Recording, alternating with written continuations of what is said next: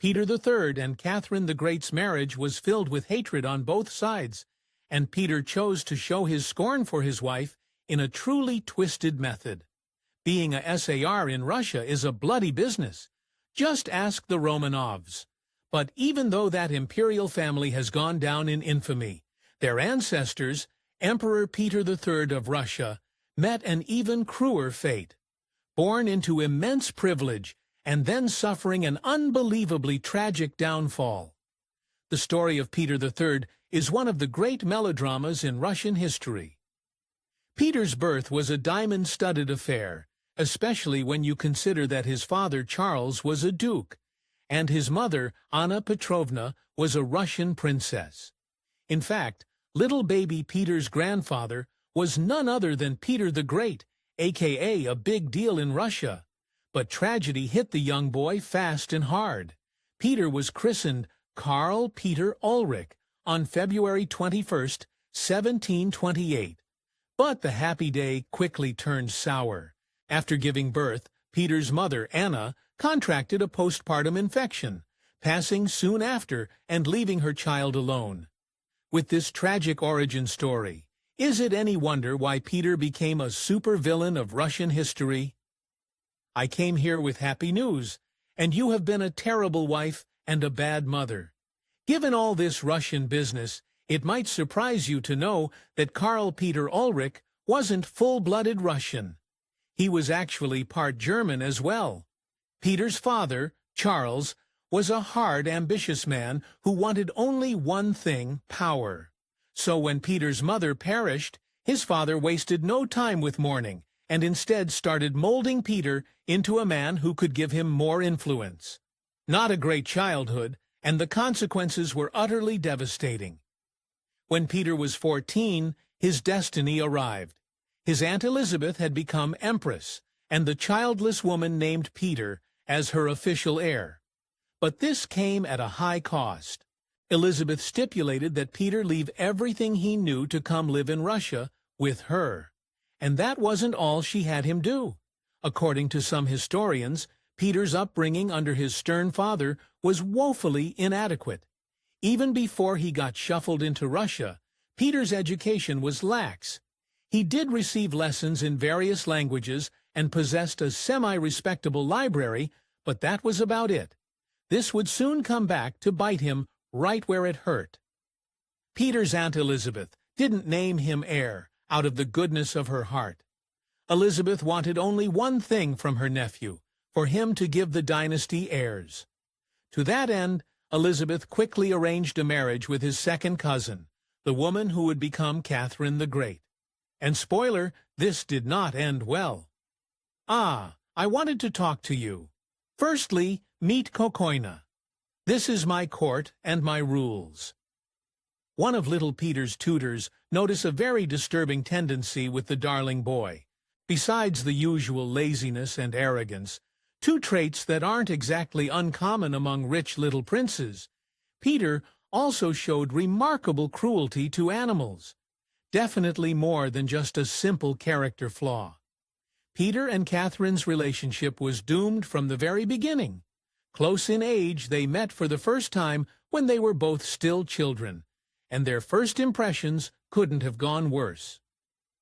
You look taller in your portrait. Send her back. Catherine later wrote that she found Peter detestable, and Peter himself seemed to have no fondness for his future wife. According to accounts from Catherine herself, Peter had some very bizarre habits as a child. At age 10, Peter was apparently still obsessed with toy soldiers, and would be for long after this, and would have rather played with his little wooden buddies than romance her. But despite this weird example of delayed development, Peter was disturbingly mature in other areas. Catherine the Great's writings describing this time say that the 10-year-old Peter already had an outsized fondness for drinking. He allegedly liked to chug back all manner of drinks whenever he could manage it. Talk about a catch. Catherine couldn't have been more ill-suited for the future emperor. For one, she was reportedly incredibly attractive, while Peter was nothing to write home about. Even worse, Catherine was intellectual, curious, and precocious. All things Peter was, well, not. Unless you count throwing back drinks at age 10 as precocious. Despite these bad first impressions, Peter's aunt forced him to go through with the wedding, and the unhappy couple tied the knot on August 21st, 1745. They set up a new court at Oranienbaum Palace, which people dubbed the Young Court after the couple's youthful friends and relations. Accounts vary about Peter's appearance. Some of our only information comes from his wife, Catherine, who didn't exactly think the world of her new husband.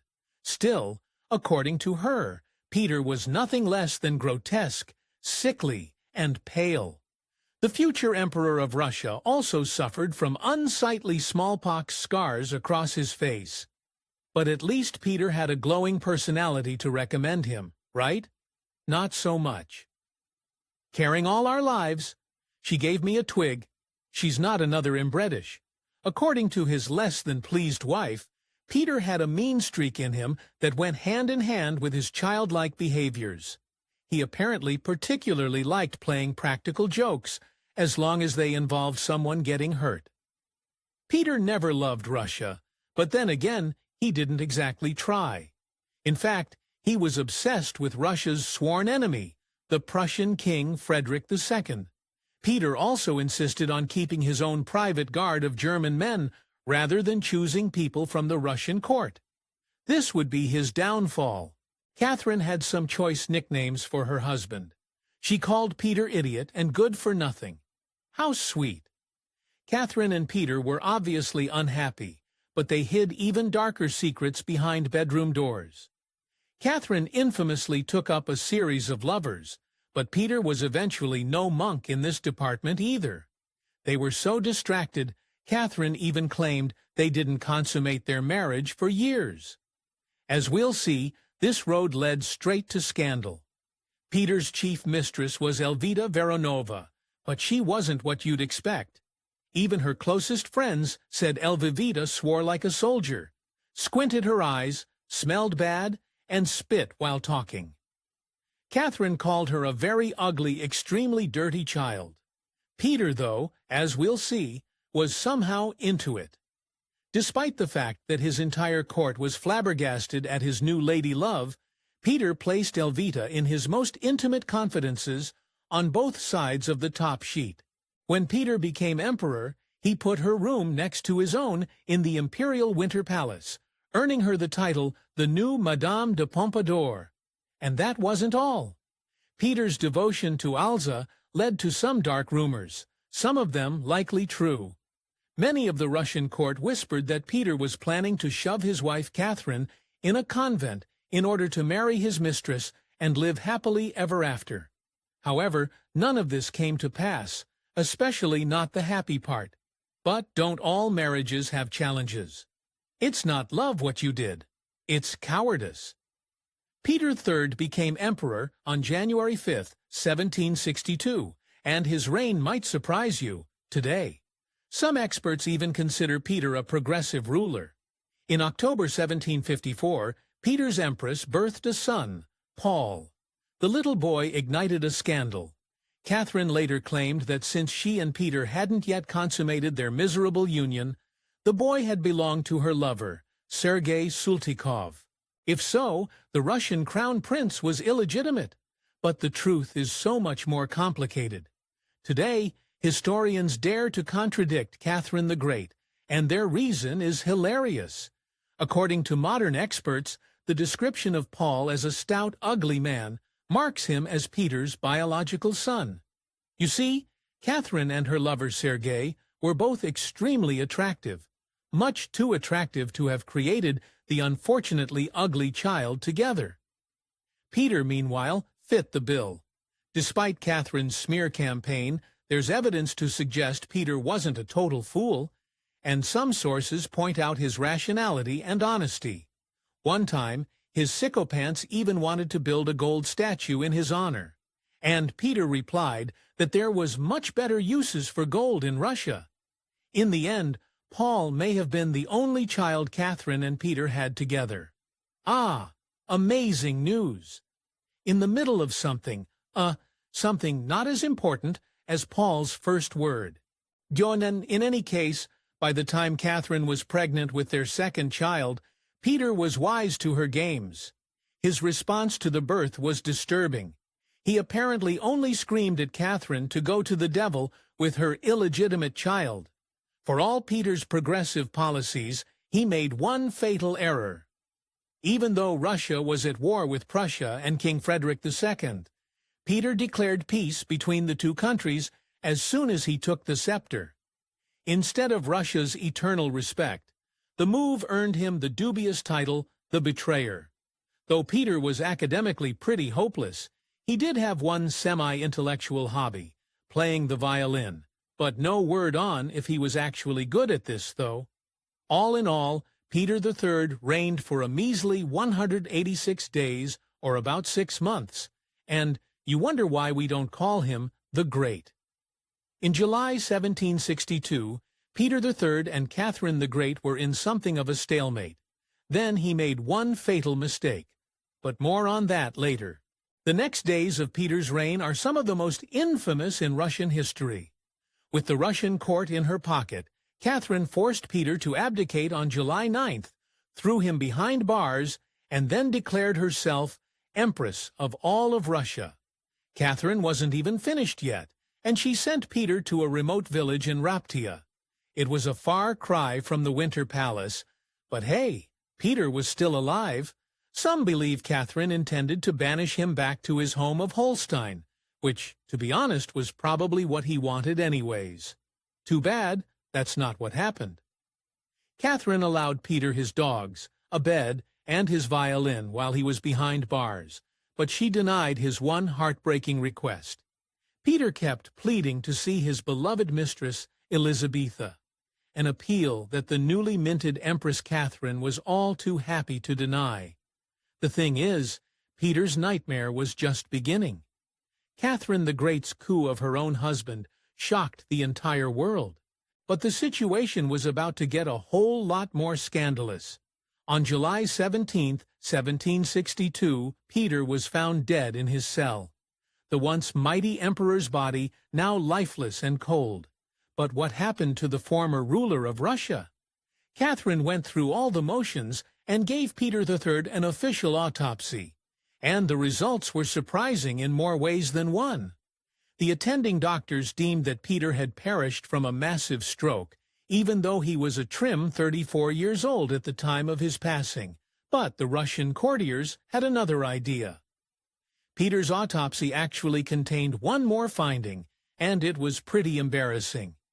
In addition to the stroke, doctors claimed Peter had suffered from a fatal case of hemorrhoidal colic, i.e., his hemorrhoids hurt him so much he keeled over and bit the dust.